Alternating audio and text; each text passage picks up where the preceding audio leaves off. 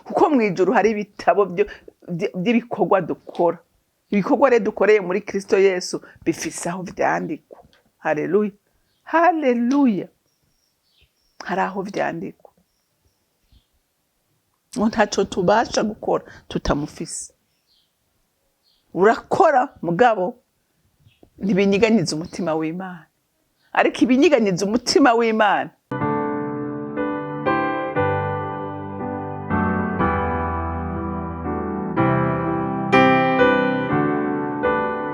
bakunzi ba Holy Canaan TV. Numunezero ntangere gusubira guhura namwe ngo tuganire ijambo ry'Imana. Ariko imbere ko dutangura kuganira reka tubanze dusenge. Oh haleluya, ndakuririmbira mwami Imana, ndagutazira muremyi w'ijuru n'isi, ndagushize hejuru kuko nta wundi akwiye gushirwa hejuru, nta wundi akwiye kuririmbirwa, nta wundi akwiye kuninazwa, ni wewe wenyene muremyi w'ijuru n'isi n'abantu. Muvyeyi mwiza wadukunze urukundo ruhebuje, kwaduhaye Kristo gwarokora ubugingo bwacu. Uyu umwizera wese niwe yama cane, niwe ahimbara umutima w'Imana, kuko ari we twahawe ngo atubere urumuri rutumurikira, atubere inzira dushikana ku Mana. None muvyeyi mwiza ndagukengurukiye, nkorana ishimwe mu mutima wanje, kuko iyo utaduha Kristo ntitwari kuzoragwa ijuru, kandi ntitwari gushobora gukora ibikorwa vyiza biguhimbara. Rero ndagushimiye kuba dukunze urwo rukundo ruhebuje. Icubahiro cose kibi cawe mu izina rya Kristo Yesu senze nizeye kuvyumvise, amen, amen. Rero ijambo Imana impaye kuganira namwe ni ijambo rivuga ngo ni waba ushaka kwama cane guma muri Yesu. Haleluya. Ni waba ushaka kwama, ni waba ushaka guhimbara umutima w'Imana, guma muri Yesu. Haleluya, haleluya. Gumamwo, gumamwo, gumamwo, muri Yesu niho tubohokera, muri Yesu niho turuhukira.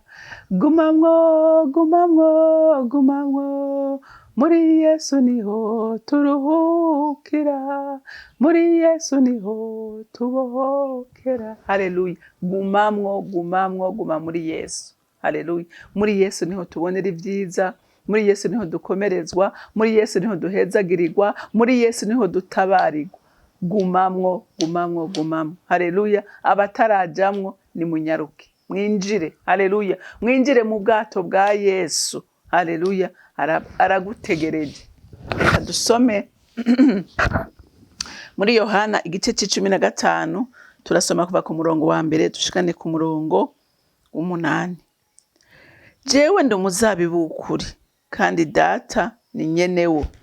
Ishami ryose ryo muri jewe ritama ararikuraho, kandi iryama ryose ararituturira ngo rirushirize kwama. N'ubu mwebwe mumaze kweza kubw'ijambo nababwiye.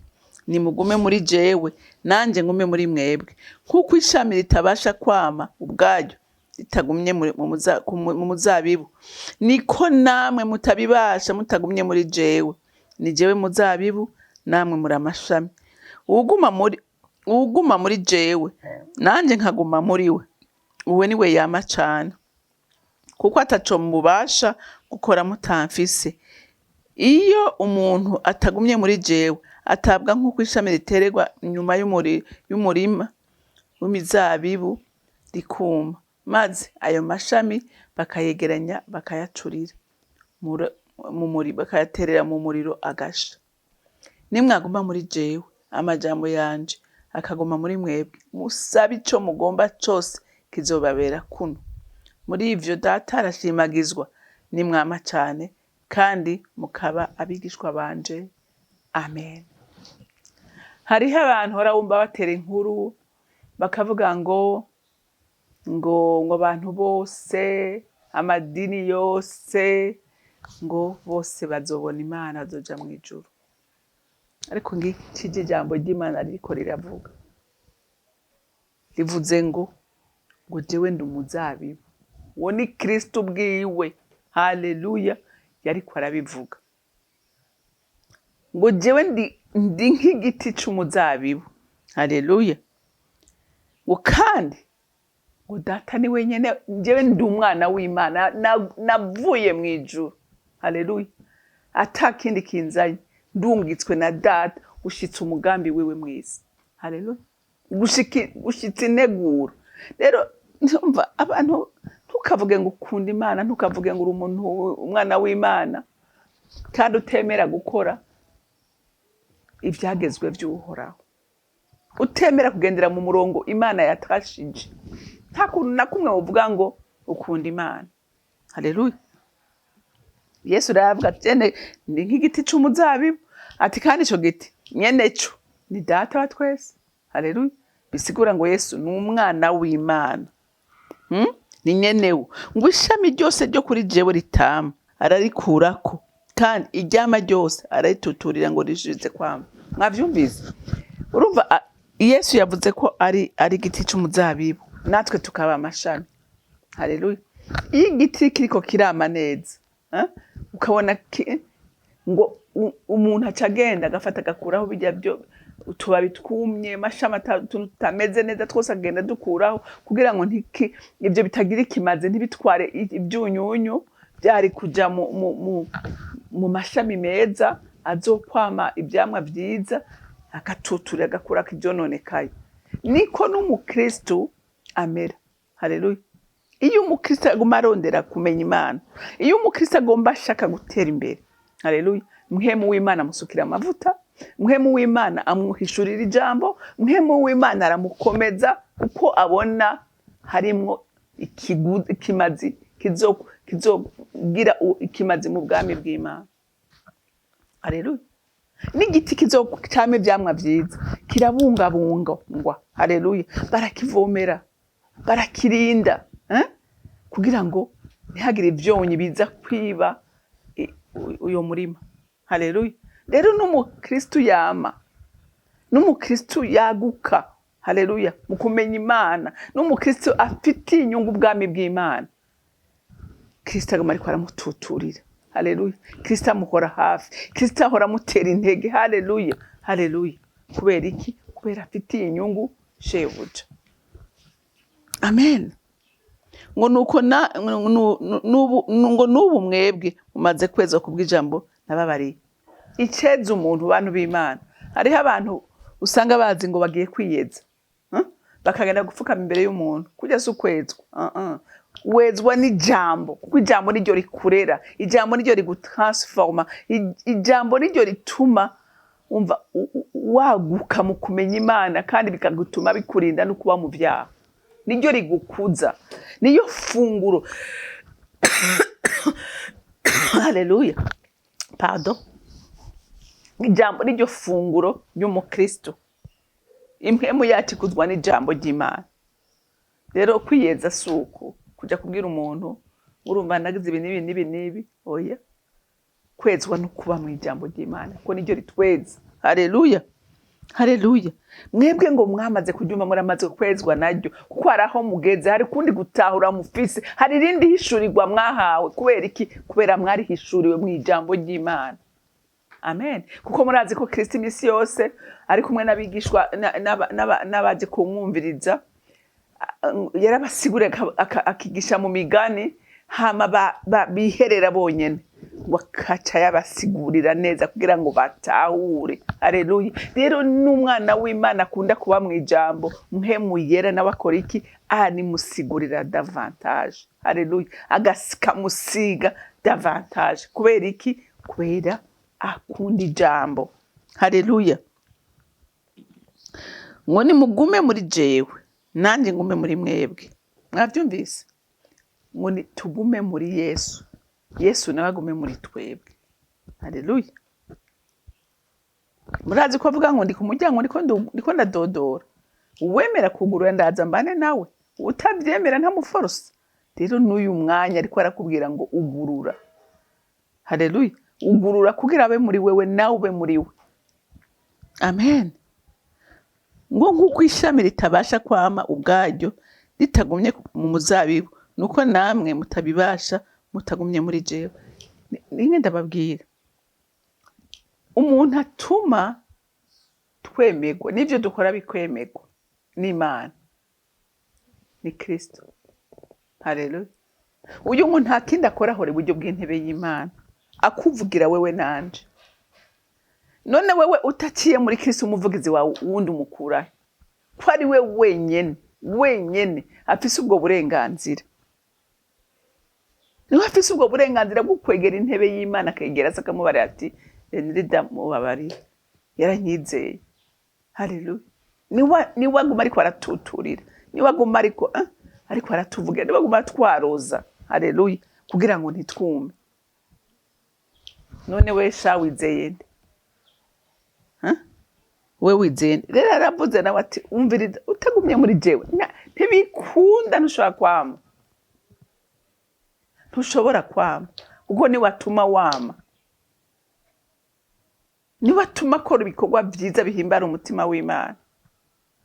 Mugabo wewe inkomezi zawe n'ubwenge bwawe, Imana ibona uri umunyabyaha. Ariko utuma imbabazi z'Imana zituboneka ko nukwizera umwana wayo yatumye. Haleluya. Uyu mwizeye urafise imbabazi z'Uhoraho. Haleluya. Ngo ni jewe muzabibu namwe muri amashami, uguma muri jewe nande nkaguma muri we, uwo ni we yama cyane. Mwabyumvise? Ngo kuko ataco mubasha gukora mutamfise. Mwabyumvise? Ngo ntaco twobasha gukora. Hinge ndababwira, reka gukora biri kubiri. Turakora twese, abantu bose barakora, mugabo gukora kuratandukanye. Hari gukora ku mutima w'Imana, kuko igikorwa gikoreye mu rukundo rwa Kristo. Haleluya. Kuko Kristo aba muri wewe, agukoresha ibikorwa by'urukundo bigahimbara umutima w'Imana, hama bikandikwa. Kuko mu ijuru hari ibitabo by'ibikorwa dukora. Ibikorwa rero dukoreye muri Kristo Yesu bifise aho vyandikwa. Haleluya. Haleluya. Hari aho vyandikwa. Ngo ntaco tubasha gukora tutamufise. Urakora mugabo ntibinyiganyiza umutima w'Imana. Ariko ibinyiganyiza umutima w'Imana, abamarayika bakandika, nibikorewe mu rukundo rwa Kristo. Haleluya. Iyo umuntu atagumye muri jewe, atabwa nk'uko ishami riteregwa inyuma y'umuriro, inyuma y'umurima w'imizabibu. Mwumvise? Umuntu iyo atari kumwe na Kristo asa n'igiti cyakorotse, icumye, bacagikura ko buno nyene bakagiterera inyuma, kuko kiko gitwara ikibanda c'amashami meza bakuraho. Rero n'umukristo atari ko arama, abari inyuma.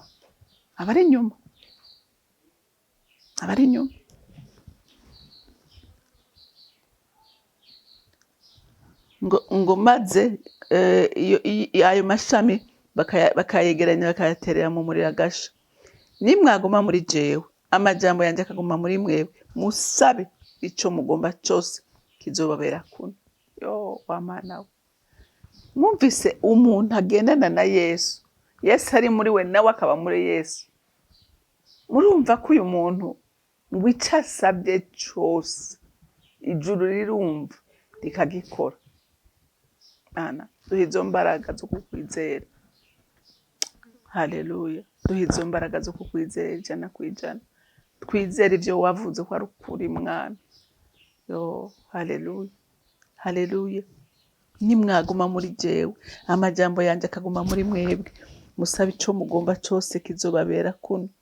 Ngo muri ivyo data arashimagizwa, nimwama cyane. Murumva iyo turiko turama dukora ibikorwa vyiza, Imana ihabwa icubahiro. Imana irashimagizwa. Uraziye ko barakwirata akavuga ati uyu muntu ni gitangaza. Haleluya. N'umukozi w'Imana, n'umuntu w'Imana. Haleluya. Ivyo akora bisa n'uwamuhamagaye. Murumva ko ari ishema ku Mana, n'icubahiro ku Mana. Haleluya. Data arashimagizwa, ngo nimwama cyane, kandi mukaba bigishwa abandi. Nitwaba bigishwa ba Kristo vy'ukuri, tuzokwama cyane, kuko umwigishwa asa n'umwigisha. Haleluya. Hagera ikirenge mu by'umwigisha wiwe. Rero bantu b'Imana, ico nkwifuriza, emera wimike uyu mwami mu bugingo bwawe. Uyu ntazokumara amazi, uyu ntazogutererana, uyu yaragukunda, yarakwitwararitse. Rero ugumane nawe, ntaco uzobura. Haleluya. Rero Imana yo mwijuru ibampezagirire. Uri mwiza mucunguzi wanje, ugira neza murengezi w'ubugingo bwacu, uri inshuti nziza, uri umukunzi mwiza. we wamutuziguriza iminsi yose, uri buryo bw'intebe y'Imana utuvugira. Mukunzi mwiza, wakira amashimwe ngushimiye, wakira amashimwe ngushimiye nyene imbabazi n'imbaraga n'urukundo rwinshi. Akira amashimwe kubereye, uri gitangaza, n'ivyo ukora biradutangaza iminsi yose. Urakoze, icubahiro cose kibi cawe, mu izina rya Kristo Yesu senze nizeye kuvyumvise. Amen, amen. Mwarahezagiwe, mugire umunsi mwiza.